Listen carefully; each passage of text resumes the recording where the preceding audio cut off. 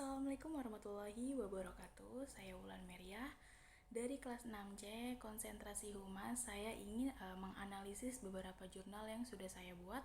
Yang pertama adalah jurnal dari fenomenologi dengan judul Studi Fenomenologis Kebahagiaan Guru di Papua. Masalah penelitiannya yaitu pendidikan di Indonesia mendefinisikan wilayah pedalaman sebagai daerah khusus yang ditetapkan melalui Permendikbud nomor 34 tahun 2012 tentang kriteria daerah khusus dan memberikan tunjangan khusus bagi guru. Lalu di jenis penelitian yang digunakan ini, jenis penelitiannya yaitu kualitatif dengan memahami dan menganalisis pengalaman kehidupan sehari-hari partisipan. Metode penelitiannya yaitu penelitian ini menggunakan metode kualitatif untuk menyelidiki hal-hal yang terdapat dalam lingkungan alami dan mencoba menginterpretasi fenomena tersebut. Fokus dalam penelitian ini adalah perasaan dan karakter positif dari kebahagiaan para guru dalam melaksanakan tugas di pedalaman Papua. Penelitian ini dilakukan dengan cara memahami dan menganalisis pengalaman kehidupan sehari-hari partisipan, aktivitas partisipan dalam melaksanakan tugas di pedalaman. Lalu metode pengumpulan datanya yaitu dengan teknik wawancara yang diajukan kepada partisipan agar memberikan jawaban secara terperinci apa yang dikemukakan. Dengan cara open-ended question akan memudahkan proses dialog dan membantu partisipan menggambarkan pengalamannya secara jelas tanpa ada unsur rekayasa. Lalu yang kedua ada observasi. Observasi yang dilakukan pada peneliti ini yaitu dengan berpartisipasi sebagai pemeran serta dalam hal ini meneliti mengamati secara langsung perilaku subjek, lokasi sekolah, lingkungan, tempat tinggal, guru, dan proses pembelajaran di dalam kelas yang dilakukan guru sebagai tambahan informasi mengenai makna kebahagiaan guru di pedalaman Papua. Lalu yang ketiga ada kredibilitas. Penelitian ini dilakukan dalam bentuk cermat mencatat temuan di lapangan, lalu menata hasil temuan dengan lengkap dan teratur, lalu member check, lalu pengecekan sejawat, lalu triangulasi data, dan yang kelima ada kecukupan referensi. Lalu dari hasil analisis data menunjukkan tema umum yang muncul dari partisipan secara bersamaan mengenai karakter positif yang dimiliki dalam mendukung kebahagiaan mereka ketika bertugas di pedalaman terdiri dari bermasyarakat, agama, sebagai motivasi, keterbukaan dalam bekerja sama, semangat dalam melaksanakan tugas dan bersyukur sebagai seorang guru. Lalu hasil penelitiannya yaitu penelitian ini menghasilkan beberapa temuan yang berkaitan dengan tema kebahagiaan guru dalam melaksanakan tugas di pedalaman Papua. Dalam menguraikan hasil penelitian ini mengawali dengan menyajikan profil ringkas masing-masing partisipan dan tema-tema utama.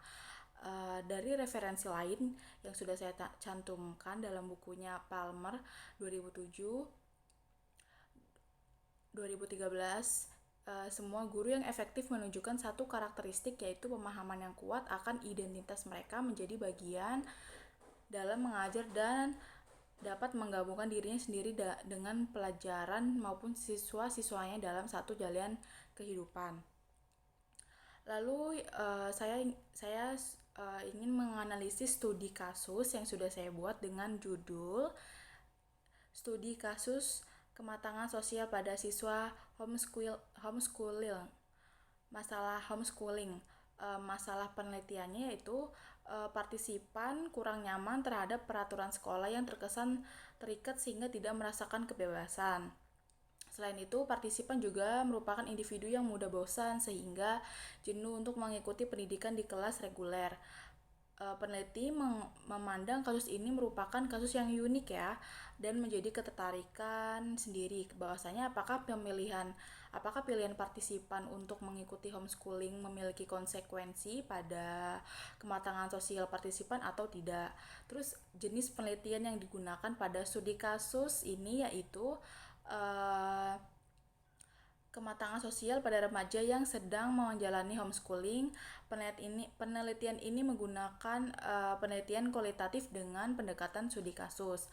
Lalu metode penelitian ini adalah metode kualitatif dengan model pendekatan studi kasus. Partisipan penelitian dipilih menggunakan teknik purposif dengan bantuan key person.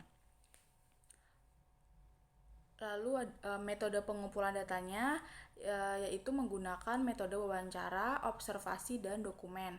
Hasil analisis data menunjukkan teknik analisis data yang akan dilakukan dalam penelitian ini menggunakan Creswell, yaitu Stack dalam bukunya 2015 mengatakan 4 bentuk analisis dan beserta interpretasinya. Dan dalam peneliti studi kasus yaitu pengumpulan kategori, peneliti mencari suatu kumpulan dari contoh-contoh dan serta berharap mendapatkan makna yang relevan dengan isu yang akan muncul. Yang kedua ada interpretasi langsung. Terus yang ketiga ada peneliti membentuk pola dan mencari kesepadanan antara 2 atau lebih kategori. Lalu yang keempat, pada akhirnya peneliti mengembangkan generalisasi naturalistik melalui analisis data, dan generasi ini diambil melalui orang-orang yang dapat belajar dari suatu kasus. Hasil penelitian ini yaitu berdasarkan hasil penelitian kematangan sosial pada partisipan A tergambarkan dari konsep diri yang positif, self-direction yang bagus, kemandirian dalam belajar, dan partisipan A ini sendiri yang memutuskan untuk homeschooling ya, dengan sebagai pertimbangan di usianya pada saat itu. Dalam bersosialisasi, partisipan AA cukup terampil berinteraksi dengan orang-orang lintas usia atau yang tidak sebaya. Misalnya dengan teman-teman di olahraga panahan, teman-teman dari karya ilmiah remaja, dan teman-teman yang ada di komunitas homeschooling yang partisipan AA ikuti. Sedangkan dalam berinteraksi dengan teman sebaya, partisipan AA mengalami sedikit kendala karena memiliki perbedaan jadwal dalam pembelajaran. Lalu referensi lain dari penelitian ini dalam buku Sarifudi 2014, kematangan sosial dapat dibentuk salah satu melalui dunia pendidikan. Dalam dunia pendidikan tidak hanya terjadi proses pembelajaran, melainkan interaksi yang dilakukan oleh siswa-siswa, salah satunya dengan teman sebayanya. Selain kerjasamanya yang dapat terjalin di sekolah, remaja dalam interaksi sehari-harinya juga mendapatkan dukungan dari teman sebaya melalui lingkungan. Lalu saya ingin menganalisis jurnal etnografi yang berjudul Pendampingan Orang Tua untuk Menanggulangi Geng Anak di Jalan Dwi Jaya, Kebayoran Lama, Jakarta Selatan. Masalah penelitiannya, orang tua yaitu merupakan orang yang paling bertanggung jawab bagi perkembangan anaknya, dan itu merupakan satu tugas yang mulia namun sangat berat yang diberikan Allah kepada manusia. Maka dari itu sangatlah penting pendidikan awal dimulai dari keluarga. Banyak anak yang tidak berkembang dan cenderung nakal. Itu semua disebabkan karena kurangnya pendampingan awal terhadap orang tua.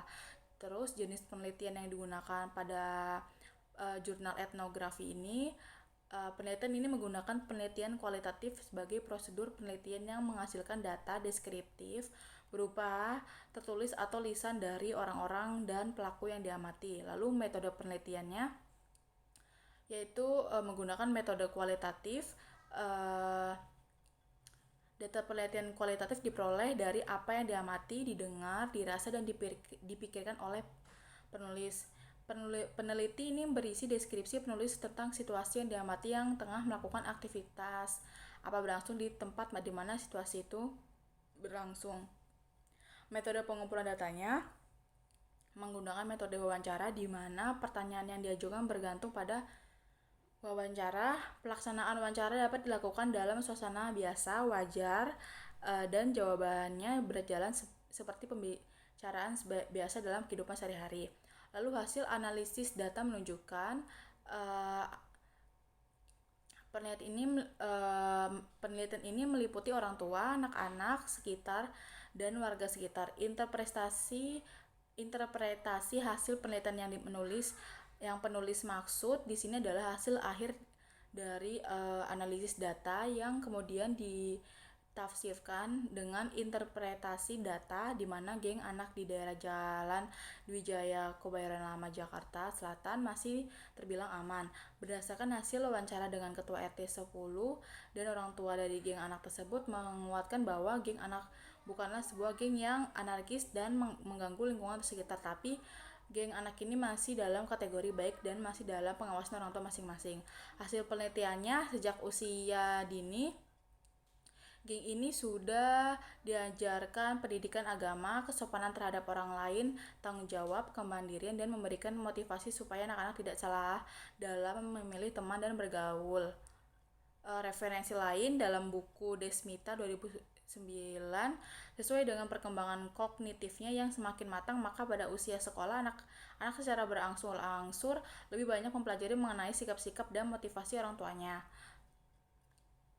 serta memahami aturan-aturan keluarga sehingga mereka menjadi lebih mampu untuk mengendalikan tingkah lakunya. Lalu saya ingin menjelaskan dan menganalisis jurnal dari semiotika. Dalam judulnya, semiotika dalam novel Rembulan Tenggelam di Wajahmu karya Terlai. Masalah penelitiannya, novel ini novel merupakan salah satu hasil karya sastra. Salah satu diantaranya adalah novel Rembulan Tenggelam di Wajahmu karya Terlai yang menggunakan bahasa sebagai tanda atau lambang untuk menuangkan ide-ide pengarang dalam karya sastra tersebut. Jenis penelitian yang digunakan yaitu deskriptif kualitatif yang disertai kegiatan sebagai bahan pembelajaran. Pada penelitian ini, bahan pembelajaran teks sastra yang diambil adalah novel Rembulan Tenggelam di Wajahmu karya Terlai. Metode penelitiannya yaitu keberhasilan metode penelitian ditunjang oleh teknik-teknik penelitian sebagai alat guna mengumpulkan data. Teknik yang digunakan dalam penelitian ini adalah teknik telah pustaka, teknik analisis, dan teknik dokumentasi, yaitu habis itu ada metode pengumpulan data atau metode pengumpulan datanya yaitu data reduction atau reduksi data, lalu ada data display, lalu ada conclusion drawing atau verification dan teknik analisis.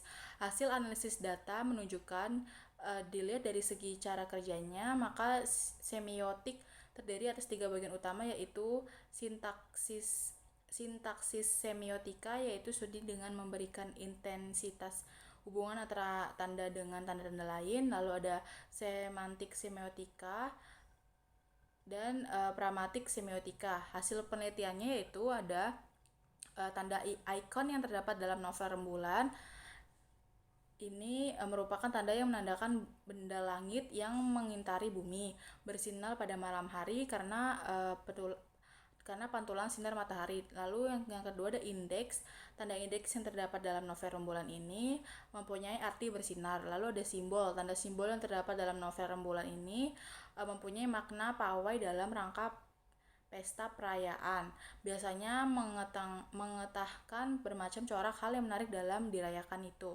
Lalu referensi lain dalam buku Ratna 2010 yang menyatakan bahwa semiotik berarti studi sistematis mengenai produksi dan interpretasi tanda, bagaimana cara kerjanya, apa manfaatnya terhadap kehidupan manusia. Lalu saya ingin menganalisis jurnal dari Framing yang judulnya adalah Framing Pemberitaan Sidang Gugatan Kasus Proyek Reklamasi Pantai Utara Jakarta. Masalah penelitiannya yaitu reklamasi Panitia Utara menimbulkan berbagai polemik di masyarakat, terutama pada saat adanya kasus persidangan Pulau F, I, dan K. Awal mula kasus ini dimulai sejak adanya pemberian izin reklamasi yang dilakukan pada 22 Oktober 2015. Pengesahan pulau ini tidak didasari dengan dengan rencana zonasi wilayah pesisir dan pulau-pulau kecil, yang dimana diharuskan adanya rencana zonasi untuk menggambarkan secara baik mengenai pola dan struktur ruang wilayah pesisir sehingga dapat memanfaatkannya secara optimal sesuai karakteristik dan kebutuhan ruang ada. Namun adanya perusahaan RZWP3K yaitu rencana zona wilayah pesisir dan pulau-pulau kecil tadi itu menimbulkan banyak pelanggaran hukum yang dilakukan oleh pihak pengembang. Pada tahun 2016 ya, pihak penilaian melakukan gugatan kepada pihak Pemprov DKI Jakarta dengan tuntutan dibatalkan reklamasi pulau yang tidak memiliki perizinan analisis dampak lingkungan ANDAL. Dari hasil persidangan pertama ini, pihak Pemprov DKI Jakarta dituntut untuk memberhentikan sementara proses reklamasi sampai pihak pengembang harus melengkapi persyaratan perizinan lingkungan. Jenis penelitian yang digunakan adalah jenis penelitian kualitatif dengan paradigma yang digunakan adalah analisis framing model Zongdang Pan dan Gerald M. Kosicki. Metode penelitian ini menggunakan pendekatan kualitatif karena pada penelitian model analisis framing, teks berita akan diuraikan dan dipaparkan sebagai hasil penafsiran atas pengamatan yang penulis lakukan pada teks berita yang menjadi objek penelitian.